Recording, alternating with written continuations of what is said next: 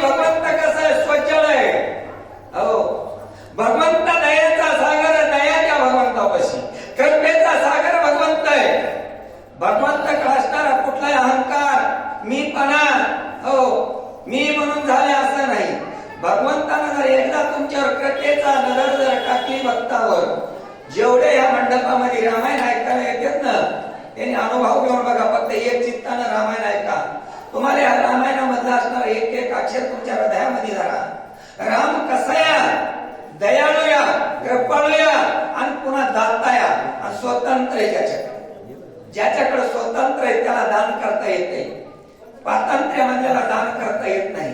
हो, आणि पुन्हा त्याला दाता लागतो. नंतर सगळा पैसा अडकाजवळ आहे, पण दान करण्याची इच्छा नाही, काहीच करू शकत नाही. याच्यामुळे 4 रूपाने 4 वर्णाने भगवंत असणार आहे. हो, आणि त्याच्यामुळे त्या भगवंताला एक कुठलाही रंग लावू नका.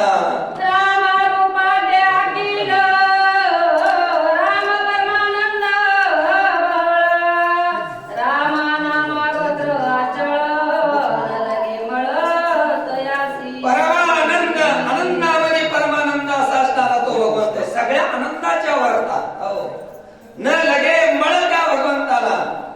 आचळ आहे पुन्हा त्या भगवंताच्या पुढे जर एखादा म्हणला ना, माझी स्वतःची लय प्रॉपर्टी आहे, माझी लय ताकद आहे, रामापाशी काय असा रावण बोलला होता. काय त्या रामापाशी पायी चालतंय, त्याच्यामध्ये असणार विमान नाही, हत्ती नाही, घोडे नाही, काय त्या रामापाशी असा नाही. आचळ आहे, सर्वापेक्षा आचळ आहे. कोणालाही नाही आकळणार आहे तो.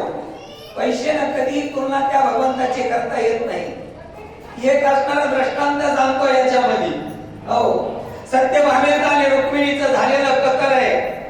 या सत्यभामेला भगवंत असताना पैशावर विकून टाकला सोनारला. सोडून आणायचा तर कशानं सोडून आणायचा? बापाकडे गेली, भगवंत अडकालाय.